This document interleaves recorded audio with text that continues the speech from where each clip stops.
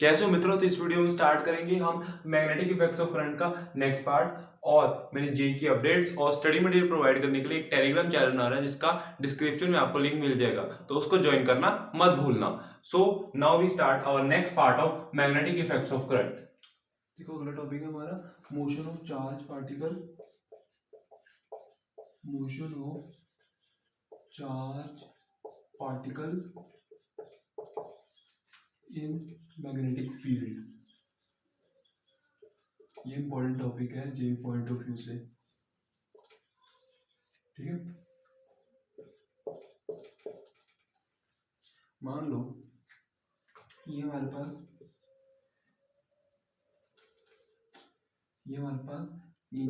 इसके करंट जा रहा है ना, ये हमारे पास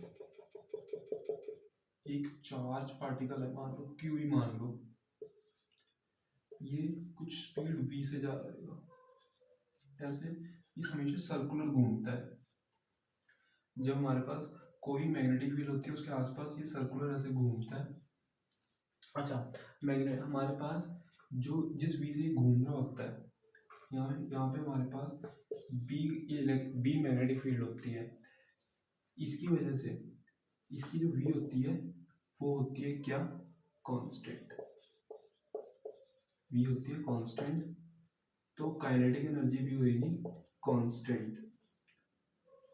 इसका मास है मान लो पार्टिकल का m,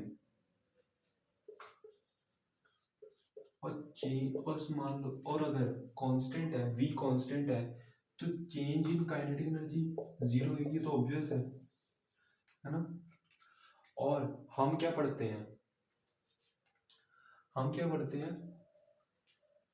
work done total is equal to delta K, work energy theorem ये कहती है ना। ये जीरो है तो वर्क टोटल भी जीरो है, ऑल फोर्सेस की वजह से वर्क टोटल जीरो है। और एक और बात, work done by magnetic field भी जीरो ही होता है। ये बातें इंपॉर्टेंट है, नोट करो,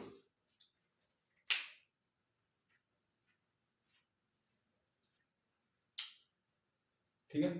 एक फॉर्मूला बताता हूँ, फोर्स का एक फॉर्मूला बताता हूँ। इसकी वजह से जो फोर्स जनरेट हो रही होती है उसकी वैल्यू होती है force is equals to q into v cross B, ठीक है।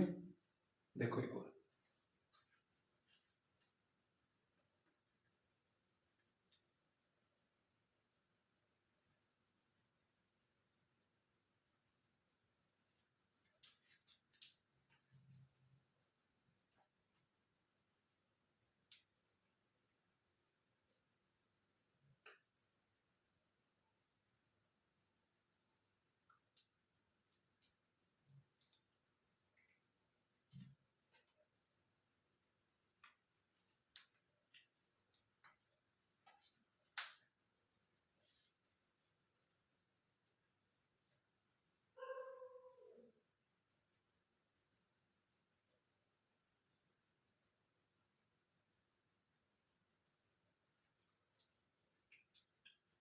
अब जरा देखो, मान लो ये v क्रॉस b। अब इसमें हम क्या लगाते हैं, right hand thumb rule. v हमारा इस तरफ है, किस तरफ, इस तरफ, और b हमारा अंदर की तरफ जा रहा है।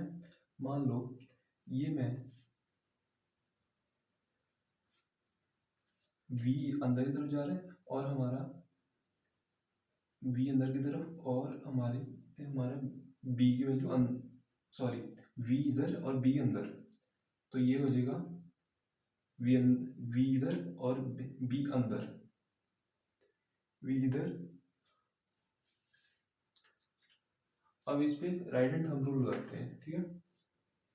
v इधर b अंदर की तरफ, v इधर b अंदर की तरफ, v इधर b अंदर की तरफ, तो हमारे पास अंगूठे की डायरेक्शन देखो, v इधर b अंदर की तरफ, अंगूठा अंदर की तरफ, यानी फोर्स अंदर की तरफ लग रही है। जैसे जैसे जाएगा हर बार फोर्स अंदर की तरफ लगेगी, और ये सर्कल में घूम रहा है। तो मान लेते हैं एक आर रेडियस के सर्कल में घूम रहा है, वी कांस्टेंट है। तो यहाँ पे हमारे पास Q we B, V cross B क्या होता है, वी वी साइन थीटा, और थीटा की वैल्यू यहाँ पे 90 है। देखो बी अंदर की तरफ है, वी इस तरफ है, चाहे कहीं भी हो बी है, हमारे पास थीटा 90 डिग्री होगा। तो यहाँ से हम क्यू वी बी भी लिख सकते हैं, F is equals to q we B general case में। तो यहाँ पे अब हमने देखा कि एफ अंदर की तरफ है और एक सर्कल में घूम रहा है, यानी ये फोर्स हमारे पास एक सेंट्रीपिटल फोर्स की तरह काम कर रही है ना। ये सेंट्रीपिटल फोर्स की तरह काम कर रही है, m v square by small r. तो v से v कैंसिल, तो यहाँ से हमारे पास क्या आ जाएगा, b की value m v by r q, ठीक है। और मेन चीज है r radius, m v by q B, m v by q B, जो कि होता है p बाय क्यू बी, ठीक है। इसे एक बार देखो, इसे एक बार ध्यान से समझना, ठीक है, ये इंपॉर्टेंट चीजें चल रही हैं। अच्छा मान लो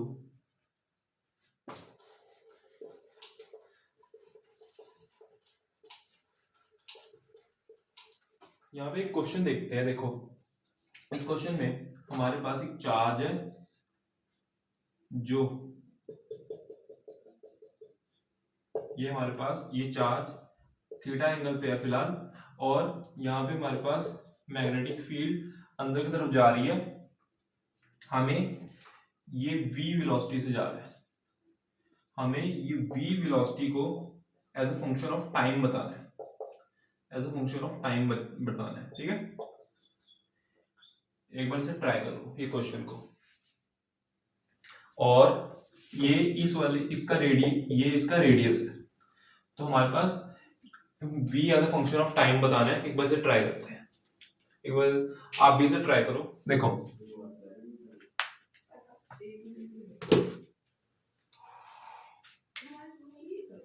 ये हमारे पास ये मैंने जरा थोड़ा सा साइज छोड़ के मैं यहाँ से सॉल्व करूंगा। देखो ये थीटा एंगल है, ये r था, ये v थी, है ना। तो सबसे पहले मैं क्या करूंगा, इसमें मैं एक्स वाई कोऑर्डिनेट एक बार निकालने की पहले कोशिश करूंगा, उसके बाद हम v पे जाएंगे, ठीक है। सबसे पहले एक्स वाई कोऑर्डिनेट निकाल लेंगे। मान लो ये r है, तो हमारे पास जब मैं r का कंपोनेंट लूंगा ये चीज हो जाएगी r cos थीटा,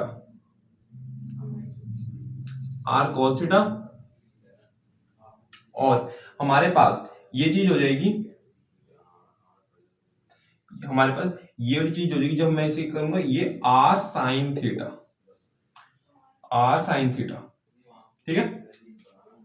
ये हो जाएगी r sin थीटा, यानी कि हमारे पास ये r cos थीटा और ये पूरी चीज r है, तो ये बची हुई चीज हो जाएगी r minus r cos theta. और ये हमारे पास अगर मान लो y डायरेक्शन है और ये x एक्सिस है, तो हमारे पास y कोऑर्डिनेट की वैल्यू आ रही है, ठीक है। y कोऑर्डिनेट की वैल्यू हमारे पास क्या आ रही है, एक मिनट, हाँ मैं कह रहा था y कोऑर्डिनेट की हमारे पास वैल्यू आ रही है r minus r cos theta, ठीक है, ये आ रही है। x कोऑर्डिनेट की हमारे पास वैल्यू क्या आ रही है, देखो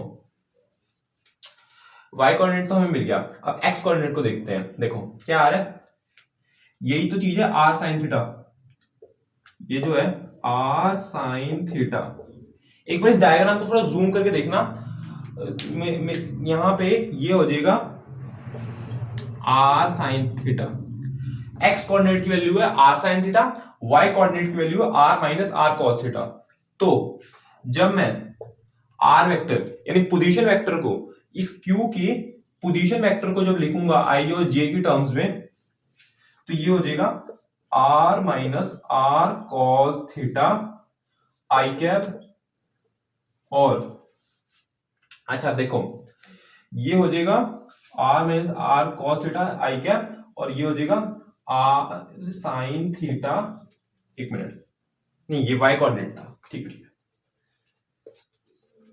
ये था आर साइन थीटा आई कैप और R minus are cos theta J cap, ठीक है। ये है, यहां से हमारे पास आ गया आर वेक्टर, ठीक है। अच्छा, अब एक काम करते हैं, इस अच्छा हम एक चीज पढ़ते हैं किसमें, रोटेशन में, theta is equal to omega t, ठीक है। अब हमारे पास जो चार्ज है वो हमारे पास सर्कुलर मोशन में घूम रहा है ना, सर्कुलर मोशन में घूम रहा है, इसके पास एक ओमेगा होगा, तो हमारे पास ये वाला फॉर्मूला वैलिड है ना, इसके पास एक ओमेगा तो होगा ही है, तो ये वाला फॉर्मूला वैलिड है। तो यहां से ये हो गया हमारा r vector is equals to r sine omega t i cap plus r minus are cos theta, r theta को हम लिख रहे हैं ओमेगा टी, ठीक है, जे कैप, ठीक है, ये लिख रहे हैं।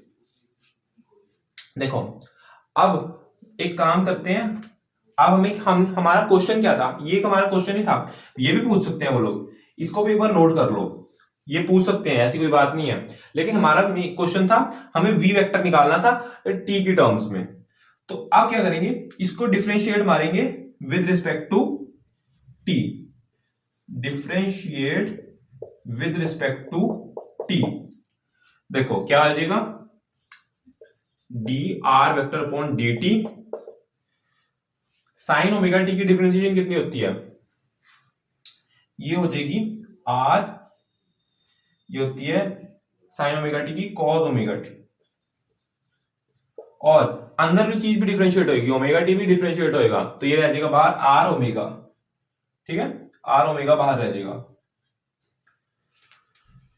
तो यहां से, और ये भी चीज देखो, आर तो कांस्टेंट है तो इसको जीरो हो जाएगा, और यहाँ पे कॉस ओमेगा टी, इसकी डिफरेंशिएशन क्या होती है, ये होती है माइनस साइन ओमेगा टी, ये हो जाएगी माइनस साइन ओमेगा टी, तो यहां से ये बन जाएगा, और अंदर की चीज भी होगी, तो ये हो जाएगा प्लस माइनस माइनस प्लस होता है ना, r omega sine omega t, और ये है जे क्या, और ये आई क्या, ठीक है। तो हमारे पास ये, तो यहां से हमारे पास v वेक्टर आ रहा है, अब मैं आर ओमेगा को कॉमन ले रहा हूं, ये हमारे पास आर ओमेगा कॉमन आ रहा है, तो ये हो जाएगा cos omega t i cap plus sign omega T J cap, ठीक है। ये रहा हमारा आंसर, एक बार इसे नोट करो, काफी अच्छा क्वेश्चन था, एक बार इसे नोट कर लो। देखो अगली चीज देखते हैं,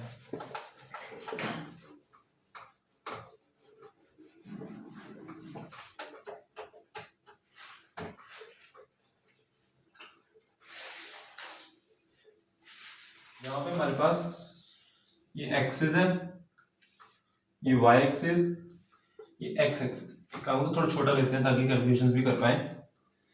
हाँ, ये देखो, ये हमारे पास ये एक्स एक्सिस, ठीक है। मान लो इस बार हमने जो हमारा चार्ज है Q, इसको v वेलोसिटी के साथ फेंका है एक थीटा एंगल पे, इस बार थीटा एंगल पे फेंका है, इधर नहीं हमारे पास, ना ही एक्स एक्सिस की लाइन में, ना ही वाई एक्सिस की लाइन में, ना ही अंदर है ना ही बाहर है, ये हमने Q इस बार जा रहा है एक एंगल पे, ठीक है, इस बार एक एंगल पे जा रहा है इस बार। अब हम इसे कैसे एनालाइज करते हैं, एक बार देखते हैं। देखो इसमें एक बार हम सोचते हैं कि इसमें मोशन होएगा कैसे, इसमें मोशन होएगा कैसे, ये इंपॉर्टेंट केसेस होते हैं। देखो सबसे पहले इसके कंपोनेंट्स लेते हैं, ये हो जाएगा v cos थीटा, ये हो जाएगा v sin थीटा, ये वाला कंपोनेंट, ठीक है। ये v sin थीटा, ये v cos थीटा। शायद मैंने ये थोड़ा बड़ा लिखता हूं, v sin थीटा। ये v cos थीटा, ये v sin थीटा। अच्छा, इसमें सबसे पहले हमने क्या पढ़ा था, मैग्नेटिक फील्ड की वजह से, ये यहाँ पे मैग्नेटिक फील्ड होगी ना, मैग्नेटिक फील्ड की वजह से जो हमारे पास v बनता है, एक सर्कुलर हमारे पास, जब हमारे पास मैग्नेटिक फील्ड की वजह से जो v आ रहा होता है, वो उसे एक यूनिफॉर्म सर्कुलर मोशन में q को घुमा रहा होता है ना, यही हमने देखा था। ये क्या देखा था, देखो ये q है, ये एक यूनिफॉर्म सर्कुलर मोशन में b की वजह से जाता है एक v वेलोसिटी पे, जहां पे हमने देखा था v हमारा कांस्टेंट होता है ना, v तो कांस्टेंट होता है ना। अभी फिलहाल हमने थीटा भी कांस्टेंट ले, वैसे ये वेरिएबल ही थीटा होगा, हम कुछ भी ले सकते हैं थीटा को तो, लेकिन फिर भी अभी इसके लिए तो कि कांस्टेंट ही है ना, इस वाले केस के लिए। यहाँ पे हमारे पास सबसे पहले हम r निकालते हैं। इस बार हमारा, एक बार मैं मोशन दिखाता हूँ कैसा होगा। इस बार ये स्पाइरल टाइप कुछ मोशन होएगा, ये देखो ऐसे, ये मैं पूरा ही डॉटेड नहीं, पर पूरा ही बनाता हूँ, ऐसे होएगा, ऐसे ऐसे होएगा। अब हमारे पास ये जब घूम रहा होगा, एक रेडियस भी तो बनाएगा, चाहे चाहे हमारे पास एक स्पाइरल बन रहा है, लेकिन स्पाइरल वो एक रेडियस की होगी। वो रेडियस क्या होएगा, हमने रेडियस का फॉर्मूला देखा था mv/qb, है ना। ये v कौन सा होता है, परपेंडिकुलर, v परपेंडिकुलर होता है। ये किसके परपेंडिकुलर, किसके परपेंडिकुलर, b के परपेंडिकुलर, ठीक है। ये हमारे पास सबसे पहले देखो क्या होएगा, यहां पे इस वाले केस में हो जाएगा mv sin थीटा। क्यों क्यों cos थीटा क्यों नहीं, cos थीटा इसे आगे जाने में मदद कर रहा है, v cos थीटा जो है वो इसे आगे जाने में मदद कर रहा है, और v sin थीटा इसका r बनाने में मदद कर रहा है, इसका राउंड मोशन बनाने में मदद कर रहा है, ठीक है। एक बार से देखो, ये हमारे पास mv sin थीटा होगा, यहाँ v परपेंडिकुलर होगा, यहाँ v परपेंडिकुलर काम कर रहा होगा इसका रेडियस बनाने में, mv sin theta upon qb।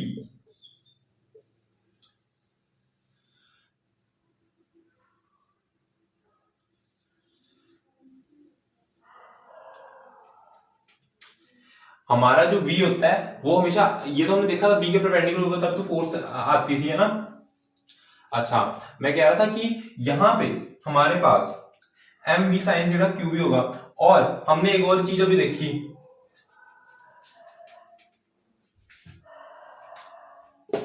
हमने एक और चीज देखी अभी कि v cos थीटा से आगे जाने में मदद कर रहा है, और हमारे पास ये वाली जो बीच की डिस्टेंस होती है, ये जो बीच की डिस्टेंस होती है इसे कहते हैं हम एक काम करते हैं, इसे x ले लेते हैं।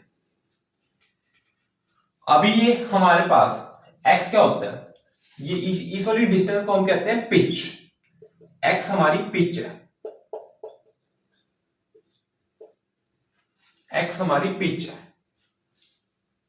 पिच क्या होती है, जब ये स्पाइरल टाइप मोशन बन रहा होता है, जब ये स्पाइरल टाइप मोशन बन रहा होता है, जब एक राउंड ये कंप्लीट करेगा, ये असल में यहाँ पे जो सर्कुलर मोशन है और जो लीनियर मोशन है वो एक साथ हो रहा है, इसलिए स्पाइरल टाइप मोशन बन रहा है। जब एक सर्कल कंप्लीट हो जाएगा, इस स्पाइरल मोशन में जब एक सर्कल कंप्लीट हो जाएगा, तो कितने डिस्टेंस से ये आगे पहुंच जाएगा, कितने डिस्टेंस से, कितना वो x कितना होगा जिससे ये आगे होगा। अगली बार फिर से एक बार सर्कल होएगा तो फिर से थोड़ा x आगे हो जाएगा, अगले फिर से सर्कल होएगा, x डिस्टेंस आगे चला जाएगा। ऐसे ऐसे करके ये जो बीच की डिस्टेंस होती है दो सर्कल्स के बीच की, ये होती है पिच।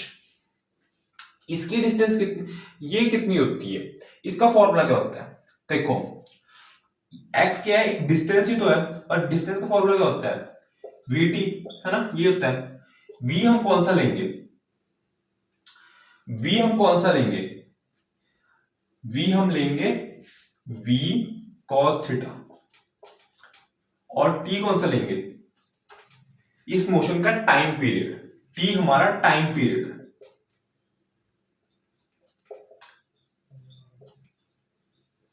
t हमारा टाइम पीरियड है।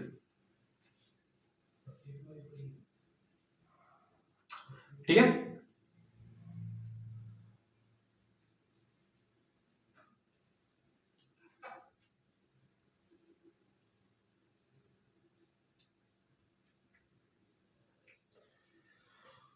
अगली चीज देखते हैं एक बार।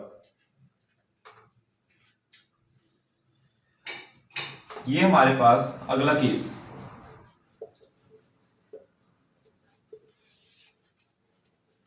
ये पिक्चर ये इंपॉर्टेंट होती है। देखो कल को अगर पूछ लिया गया कि हमारे पास ये एक्सिस है, हमारे पास जो चार्ज है उसको फिर से हमने यहाँ पे v पे फेंका, एक थीटा एंगल पे फेंका, है ना, यहां पे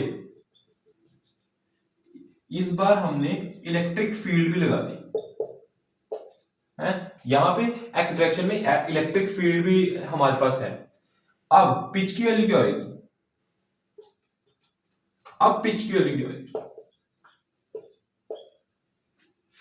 फिर से v cos थीटा, ये प्लस में लिख देता हूं v sin थीटा, ये v cos थीटा, है ना। मैं कह रहा था कि अब पिच की वैल्यू क्या होगी,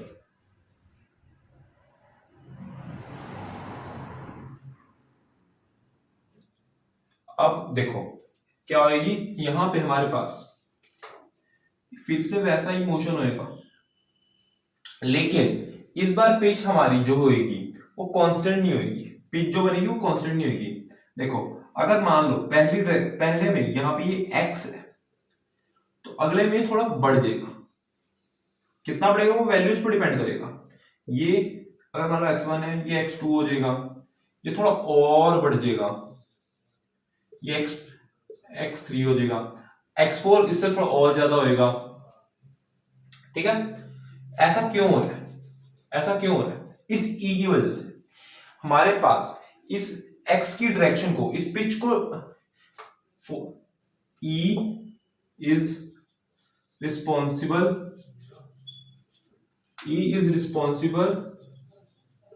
for increasing pitch।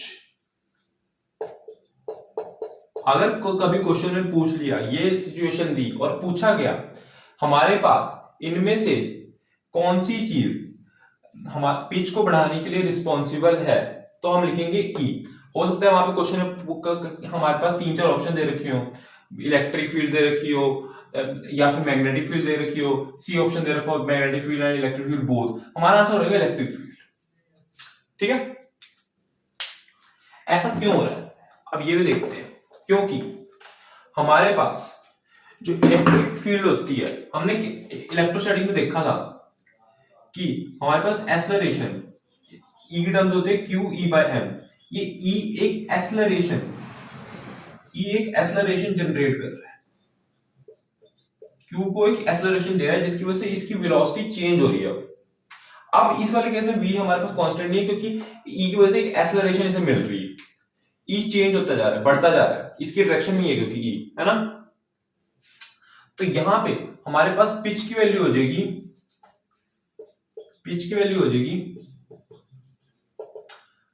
अच्छा हमने क्या पढ़ा था, हमने एक ut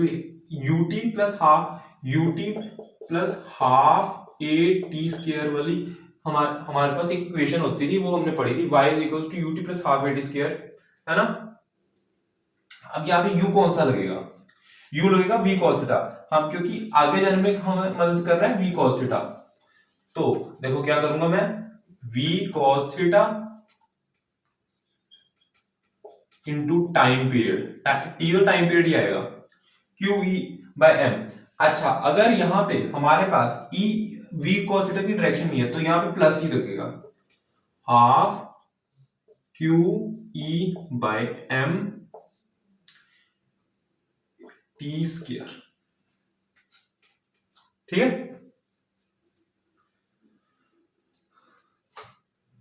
पिच 1,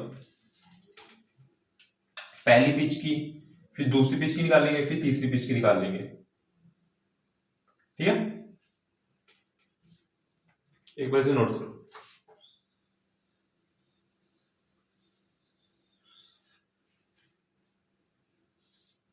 अच्छा, अगर हमसे पूछ लिया गया ये पिच 1 तो x1 की वैल्यू है, हमसे कहा गया x2 भी निकाल लो, तो बस कुछ नहीं करना।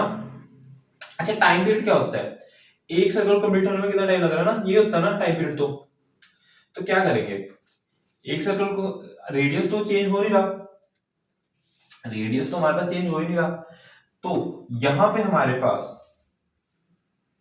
रेडियस नहीं हमारे पास चेंज हो रहा, तो टाइम पीरियड तो सेम रहना है। तो यहां पे हमारे पास क्या हो जाएगा, लेकिन रेडियस ये इसको अगर टी लग रहा है, इसको पूरे को 2t लगेगा, आगे को 3t ऐसे होगा। तो हमारे पास पिच 2 की वैल्यू आ जाएगी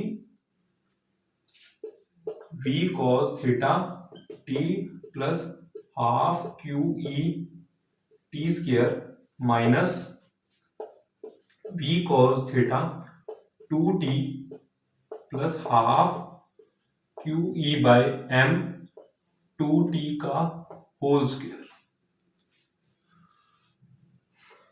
बस 2t की वैल्यू, एक मिनट सॉरी, ये 2t इधर पहले आएगा क्योंकि बड़ी वैल्यू है ये, हाँ ठीक है, इसमें t आएगा, ठीक है, ये t आएगा 2t v cos 2t plus half q E by m 2t square plus ये बीच में माइनस, बस इन दोनों वैल्यूज को हम माइनस कर देंगे तो हमारे पास x2 की वैल्यू आ जाएगी। ठीक है, एक बार से नोट करो।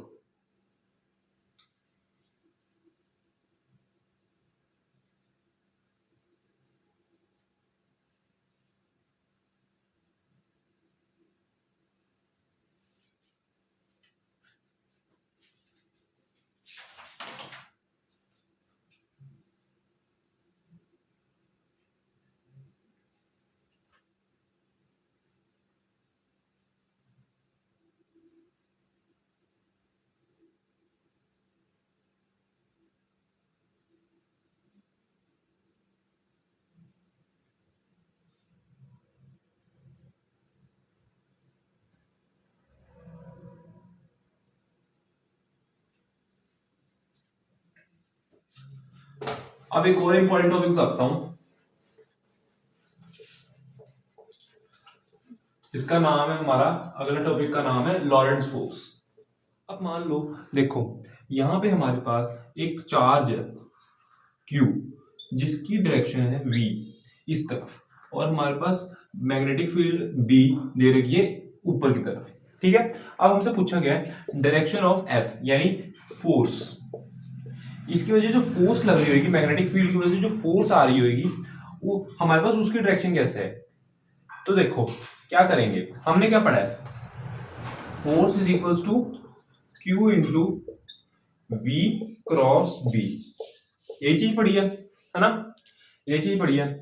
तो क्रॉस प्रोडक्ट हम क्या देखते थे, क्रॉस प्रोडक्ट में जब हमें इस चीज की, हमारे पास क्रॉस प्रोडक्ट में जब हमें, ये भी एक वेक्टर है, इसकी डायरेक्शन निकालनी होती है, हम यूज करते थे राइट हैंड थंब रूल।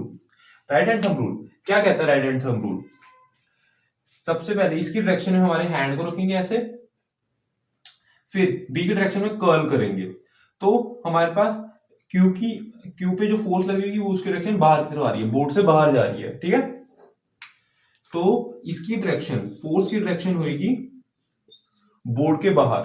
ठीक है, अच्छा मान लो यहां पे हमारे पास अगर माइनस क्यू दे रखा होता और सेम केस होता बी और वी, तो कैसे करते, तो भी हमारे पास जब हम राइट हैंड थंब रूल लगाते तो बाहर की तरफ हम देखते, तो क्या इसकी क्यू की पे जो फोर्स लग रही थी वो अभी भी बाहर लग रही होती, नहीं, जब हमारे पास चार्ज नेगेटिव आ जाता है तो सारी चीजें हमेशा रिवर्स हो जाती हैं। अगर मान लो राइट हैंड थंब रूल लगाने पे अगर पॉजिटिव चार्ज है, अगर हमारे पास थंब की डायरेक्शन अगर बाहर की तरफ आ रही है, लेकिन अगर यहाँ पे माइनस क्यू है तो बस रिवर्स कर दो, इस बार फोर्स की डायरेक्शन आएगी अंदर की तरफ।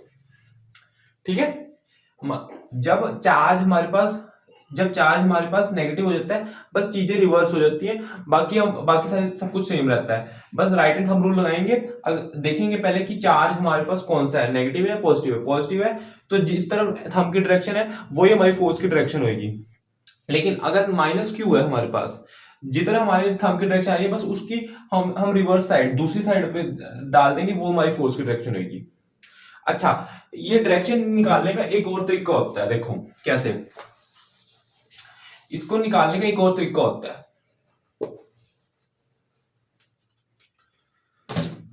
यहां पे पहला तरीका हमने देखा right hand thumb rule.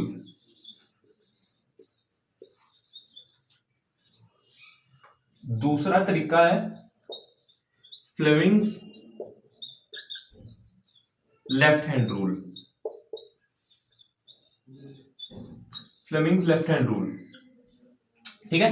Fleming's left hand rule, देखो इसमें क्या करेंगे, अब कई लोग इसमें राइट हैंड का यूज करते हैं क्योंकि हमें राइट हैंड की आदत पड़ी होती है, लेकिन इसमें लेफ्ट हैंड का यूज करना है। देखो क्या करेंगे, सबसे पहले हमारे पास ये वाली जो डायरेक्शन है वी, ये हमारे पास ये वाली फिंगर में, हमारे पास इंडेक्स फिंगर जो होती है, हमारे पास थंब फोर्स को डिनोट कर रहा है, थंब हमारी magnetic field, sorry index finger हमारी मैग्नेटिक फील्ड को कर रही है, और उसके बाद ये वाली फिंगर हमारी किसको कर रही है, वी को।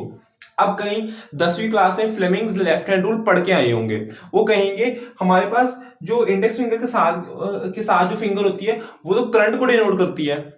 अरे लेकिन हमारे पास चार्ज जो है, ये वी किसकी वेलोसिटी है, वी किसकी वेलोसिटी है, चार्ज की।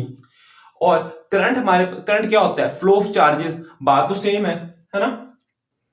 तो देखो कैसे करेंगे, सबसे पहले बी, हमारे पास बी की डायरेक्शन में इंडेक्स फिंगर, ये वाली फिंगर वी की डायरेक्शन में, तो एफ की डायरेक्शन बाहर की तरफ आ रही है, देखो सेम चीज होगी, है ना। आंसर दोनों से सेम आएगा, और सेम चीज करनी है। अगर नेगेटिव चार्ज आ गया, इस जो हमारे पास थंब की डायरेक्शन आ रही होगी बस उल्टी साइड कर देंगे, तो हमारे पास इस वाले केस में भी हमारे पास आंसर आ जाएगा, ठीक है। ये चीज होती है इसमें। वैसे तो इस पे कम ही चांसेस क्वेश्चन आ जाए, लेकिन क्या पता कई बार इजी क्वेश्चन आ जाता है। इस पे एक और क्वेश्चन दिखा देता हूं, फिर अगली चीज पे चलते हैं।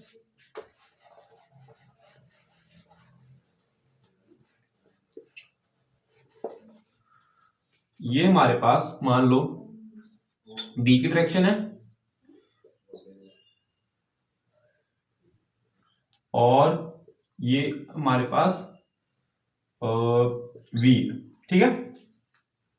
हमारा क्यू की बारे में बात हो रही है, बी हमारी अप साइड है और वी वेलोसिटी यानी चार्ज जो है उसका मोशन बाहर की तरफ आ रहा है, ठीक है। तो फिर इसको हम कैसे यूज करेंगे, या तो राइट हैंड थंब रूल का यूज कर लेंगे या लेफ्ट हैंड रूल यूज कर लेंगे, ठीक है। देखो पहले राइट हैंड थंब रूल से करके दिखाता हूं।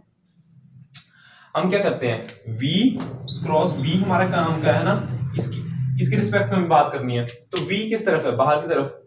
तो देखो v बाहर की तरफ जा रहा है, तो v की डायरेक्शन में रखा, और b ऊपर साइड है तो उसकी डायरेक्शन में कर्ल कर देंगे, यानी हमारे पास इस डायरेक्शन में f आ रहा है, ठीक है। और अगर यहां पे माइनस होता तो f इस तरफ आता, ठीक है। अगर राइट हैंड थंब रूल से करके दिखा देता हूं, लेफ्ट हैंड रूल से करके दिखा देता हूं। देखो हमारे पास v किस डायरेक्शन में है, बाहर की तरफ, v की डायरेक्शन बाहर की तरफ, b हमारा अप साइड है तो f इस तरफ आएगा, ठीक है। ये राइट हैंड का यूज करेंगे, लेफ्ट हैंड रूल में राइट हैंड का यूज करेंगे, आंसर गलत आएगा। इसलिए याद रखना है कि हम कौन सा रूल यूज कर रहे हैं, उस हिसाब से हैंड का यूज करना है, ठीक है। ये f इस तरफ आ रहा है, सेम चीज अगर नेगेटिव होता तो f इस तरफ आ जाता, ठीक है।